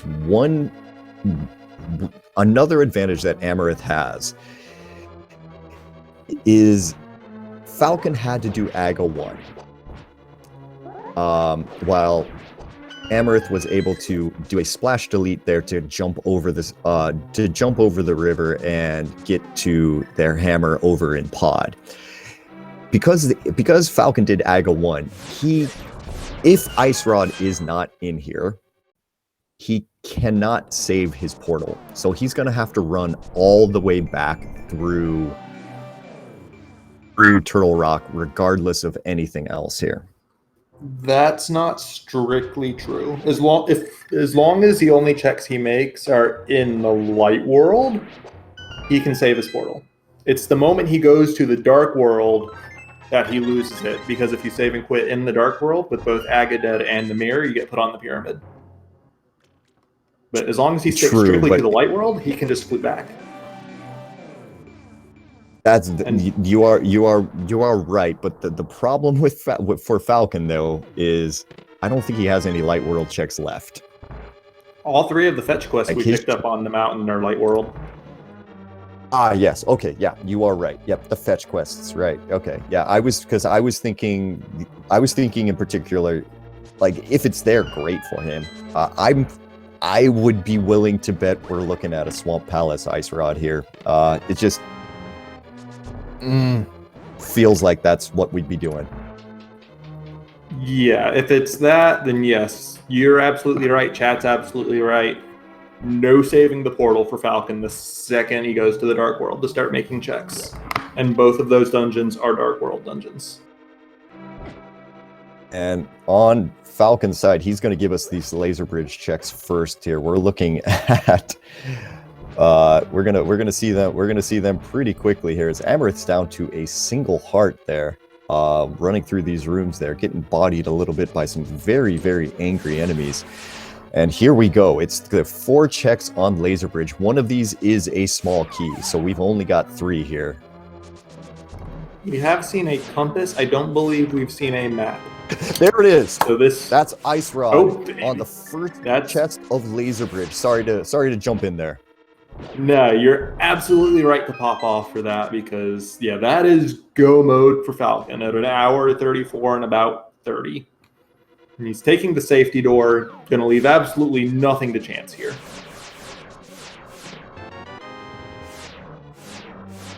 All right, laser skips to find a key, gets red mail there, and it looks like our last chest on laser bridge is going to have our small key here. So now Amarith's side there, they are pretty close behind. I mean, I'm thinking we've got maybe a 2-minute gap here between the two.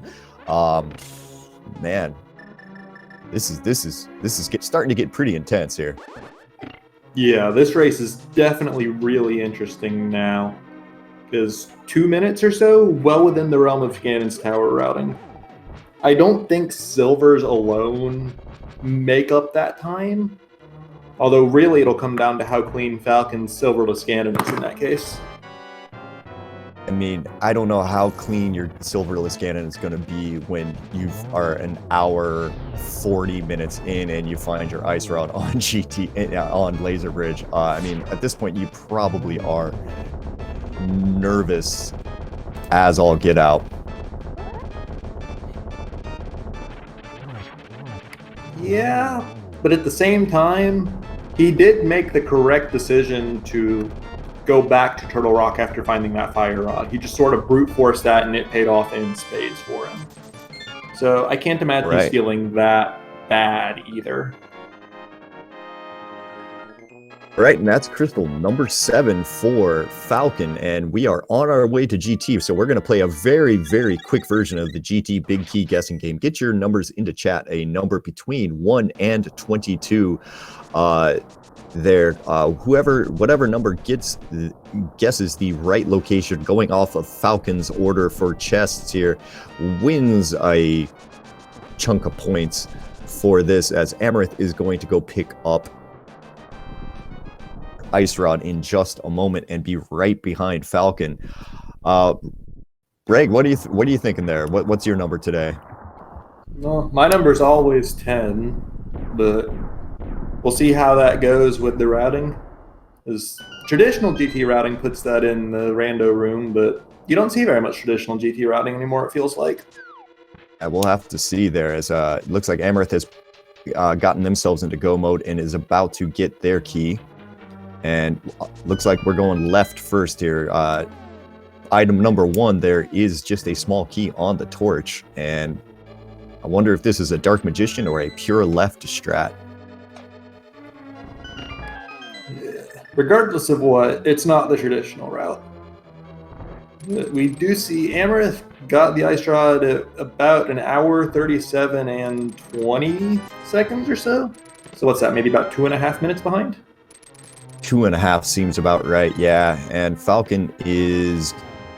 Okay, it looks like, yep, this is going to be a Dark Magician. So there's the first 5 chests and no big key. We're going to go right here as well, see if we can see what he's got there. And yep, now the hearts are starting to finally show up the way that we thought. Yep, and with the full left play to make the divergence when Amarith gets to Ganon's Tower, we could actually see something real interesting here if that turns out to be the route. All right. And it looks like Amarith's Trinex fight is getting a little hairy here. Went for the back strats there, and finally he's got the shell. Finally he's starting to get the shell exploded here. Standing on this ice, I wonder how this spin's gonna work. Right, I think it will work. Yeah. Yeah, that's pretty clean. Windows are treating Falcon to treating Falcon unkindly, let's call it that here, and we're on to chests number, I want to say 8, 9, 10. And is our big key. It is on the right side. Okay, that is very unfortunate for Amarith, because that means Dark Magician is pretty much the optimal route there. I didn't see if we got a small key in either of the Hope Room chests.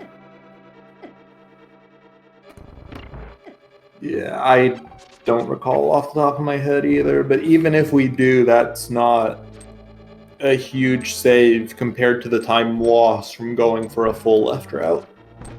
And chat saying Hope Room was mapping compass, so no keys to be had there, which means DM was the hard optimal strat for this Ganon's Tower layout.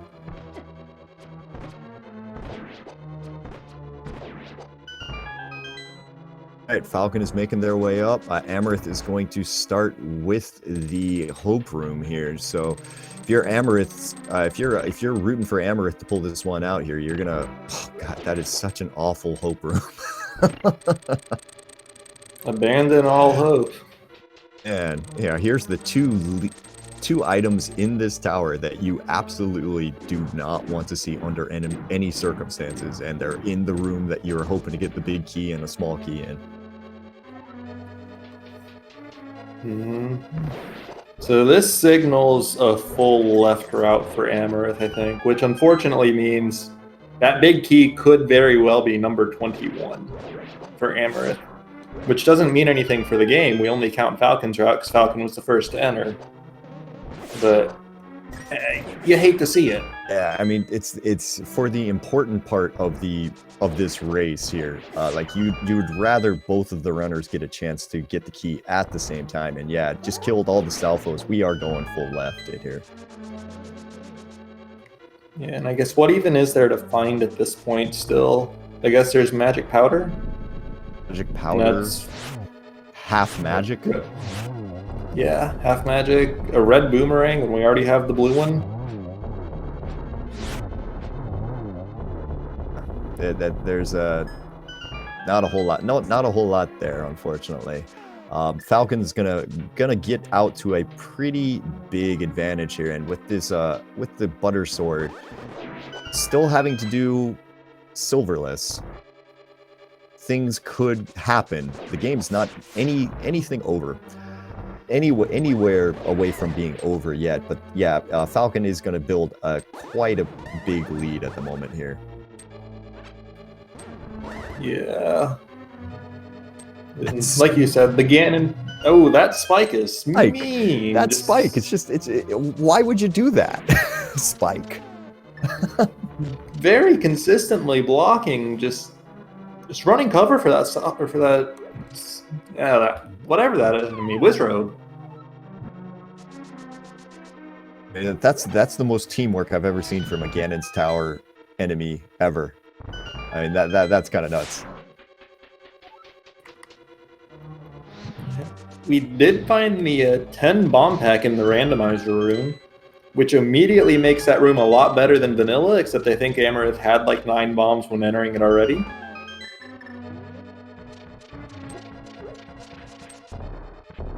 Oh man, you're really seeing just the length of a Ganon Tower basement full clear here.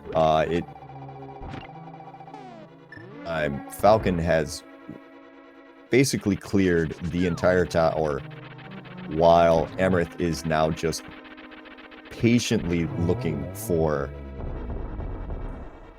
Bill. Yeah, Falcon's got Moldorm 2 exploding as Amarith falls into Ice Armos. Silver arrows are going to make this a quick fight for Amarith, but still going to have to go all the way to the right side afterward.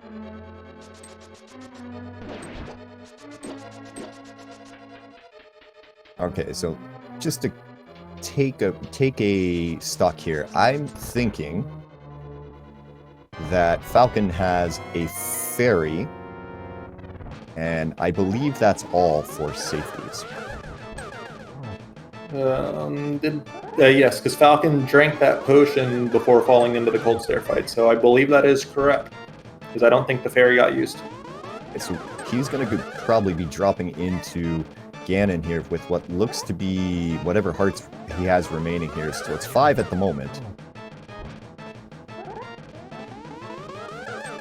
Yeah, I would expect 5 hearts, because right. Yeah, that's the 6th one. And down goes Agate too, so we are off to face the big pig right now. Good luck here to Falcon here. Good luck to Amarith to quickly get their GT big key and make their way up the tower as well. Man, it's been an amazing seed so far. Yeah, definitely a lot of things to not love about this seed. A few things to love, I think, for sure, though. Like, for all the struggle it took to get there, that hammer location was pretty fun, in my opinion. But right, looks like... Oh, sorry, go ahead. Yeah, but the other parts of this seed, like, what else was really positive about it? The way that Falcon can just absolutely wail on Ganon? I mean, wailing on Ganon is one of the most fun things to do, and that gold sword makes it nice and easy. So he has, he's all the way into phase 3 of the fight. Ganon is now jumping up and down, knocking off the sides of the platform. So we're going to get a magic floating platform that he's now going to try to stick Falcon in one of these holes in just a second. Are just going around, and it is on to phase 4 here. Lures the fire bat away, misses the torch glitch. Oh, he's got the lamp, so from an actual ability to complete perspective, it's not a big deal. But that slows this down dramatically, because it means you can't place like that. It's 12 sword spins here to get this. He's gotten 4 so far. Doing pretty good getting up there. Ooh, that one there missed. That was a 0 on that cycle, it looked like. Yeah, I don't think it's possible to do better than 2 without the torch glitch, but with it, you can time it pretty well, and you can get 3 per cycle if you're good and the RNG cooperates. Yeah, it looks like this is probably a 1, I'm guessing. We'll see here. Yeah, that's only going to be a 1 there. Okay, so if by my count, he's on 7 spins right now. This should be a 2. There's 8 and 9. I don't usually count sword spins, but without a torch glitch here, I'm actually paying very close attention to this. Yeah. And actually, the other part of this fight that Falcon's got to be super aware of, with the gold sword, if you poke Ganon in this phase, he turns blue. Just the same as if you slash with the tempered sword. So he's got to be careful not to poke Ganon while positioning for his spins. And he took him down right there. That was this 12th spin, so he is gonna just need to cross this across this little platform, and we can finally almost announce that Falcon has finished in first place with an SRL time of 1 hour, 47 minutes, and 41 seconds. Get your GGs in chat there for Falcon. That was a heck of a race. Yeah, and very good being able to come in under an hour 50 minutes on what this seed had them do. So definitely well done. On Amarith's side, Lanmola's 2 down. Just got to climb in the the Wizrobe rooms, the torture rooms, and Moldorm 2.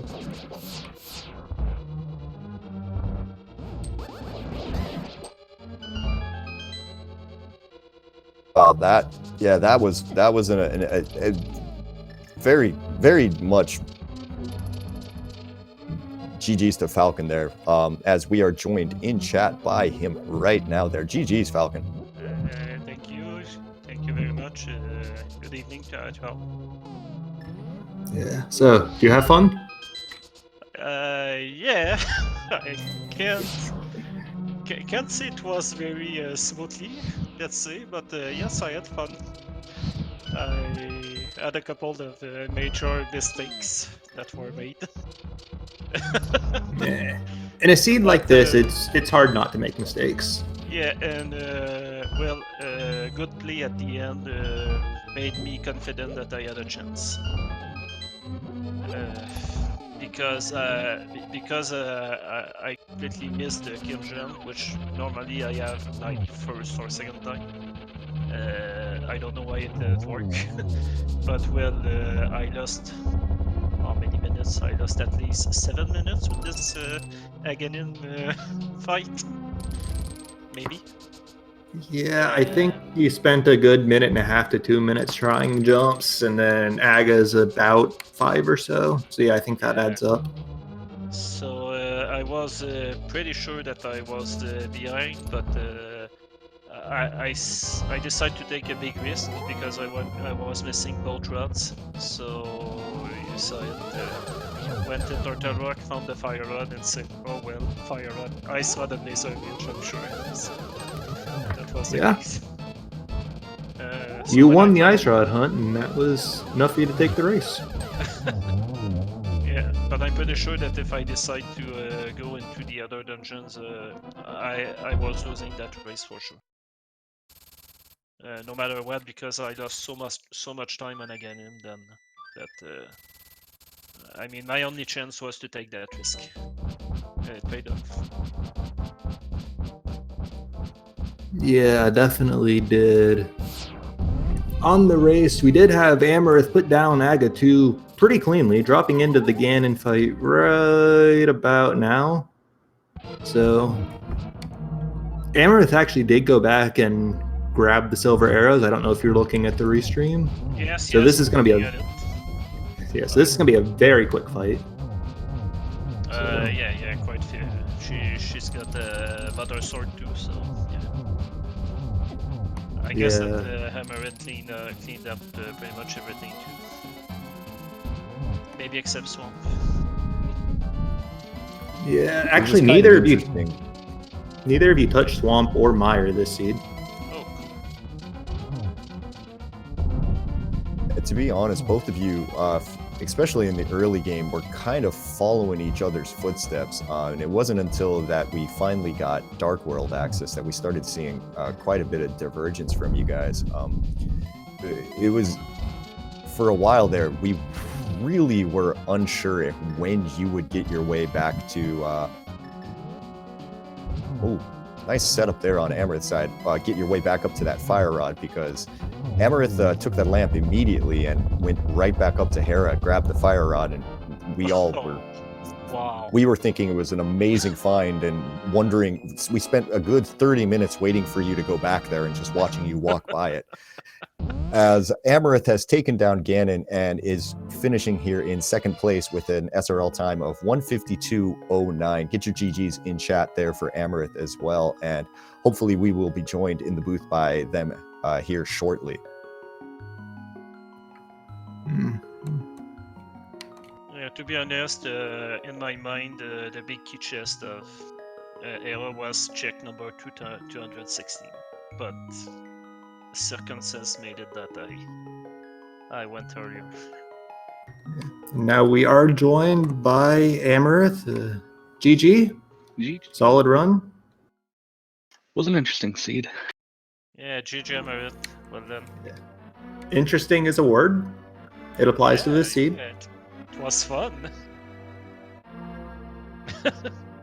Yeah, just wish I didn't take that early death in Eastern. That added up to quite a little bit of time. Oh, yeah, okay, you did Eastern in the dark. Yeah. Yeah. And that dark room can go off rails really easy.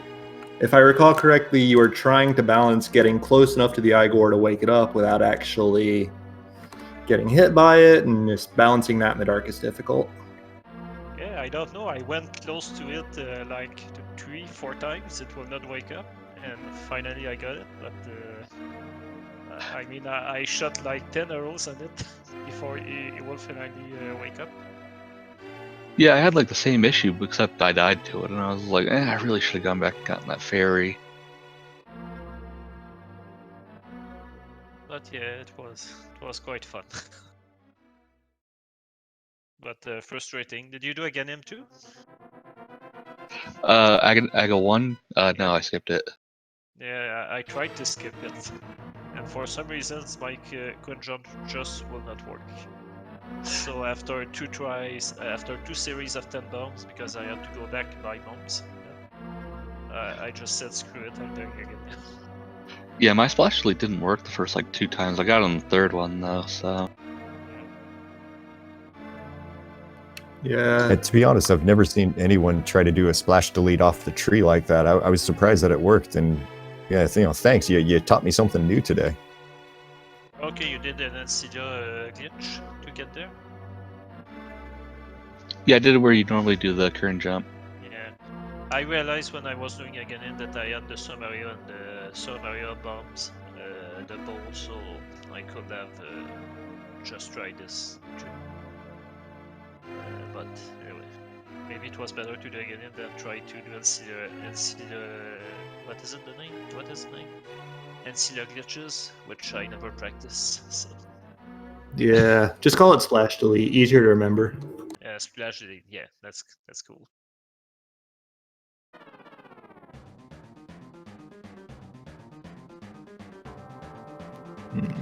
So I guess for a seed like this, you both say you had a fun with it, which good. But the only thing really on my mind at this point, for as many twists and turns as it had, Falcon, what was your favorite part? My favorite art? I don't know.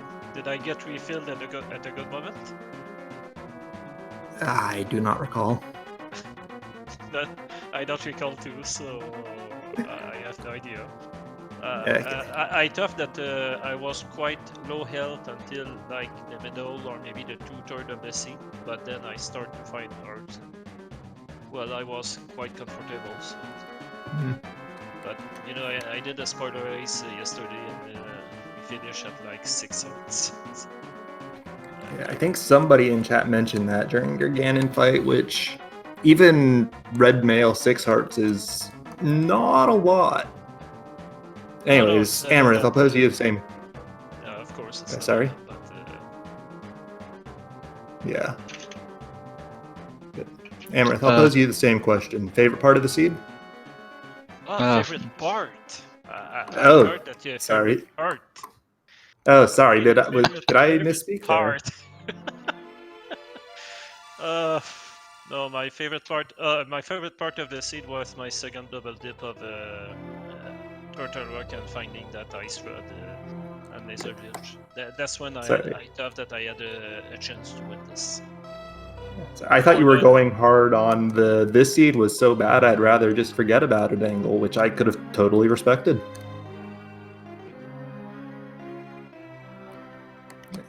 Anyways, Amarith. For me, it was just skipping Aga 1, getting over to House of Darkness and finding the hammer over there. I was pretty jazzed about that. Yeah, got to imagine that's pretty satisfying, especially with the flippers leading to the hook shot and that whole thing turning out to be behind that hammer. Yeah, I've been hoping for the whole seat to just never find the flippers, but find the boots. So I could just activate the walk on water in Skullwood and get that hook shot without flippers. But well, found flippers instead. So would have been fun. Oh, definitely, and it looks like we are being nudged here that we're needing to wrap this up because like we mentioned here at the beginning of the race here, we've got 64 races this weekend. This week, and it looks like we've got another one due on the docket here in just about 10 minutes here, guys. So give you guys a chance here. Any final words that you'd like to get out there for us? Hammer. GG, and looking forward to the second half of our team's race to see if Oro can't make it up for me and beat who we got, Little Miss Arcade against you guys. Yeah, that's Little Miss Arcade, so it will be an interesting match to follow. So GG too, and good luck for the next part of the league season. Yeah, we'll have to see who comes out on top in our area. And with you guys, it looks like, if I'm not mistaken here, that the second match for your two teams is going to be Oro versus Little Miss Arcade, and that is scheduled for Thursday at 7 p.m. So if you guys want to come back there, we don't have a channel for that one quite yet. That'll probably happen later in the week. But yeah, if you're looking forward to a little bit more rando from these two teams there, come back then to check it out. And like DazeCloud said earlier, we've got another race on the docket starting in less than 10 minutes. Janisher versus Jet082 should be another absolute banger of a matchup, so stick around for that. Other than that, follow the runners, Amarith and Falcon. Follow my co-com DazeCloud. Follow my good man tracking this seed for us, Oro. And I've been Reg. My partner's been DazeCloud, and you can have the last word, man. Yeah, like he said, there is a ton of rando around. Follow all of the speed gaming networks here. Come in. Also follow the the Twitch channel, the ALTTPR League. As well for more rando. There is a ton happening over the next 7 weeks. So thank you for joining us tonight. GG's to Falcon and Amarith. Big shout out to Oro again for tracking. And as always, it was a pleasure commentating with you, Reg. And we will see you guys again real soon. Take care.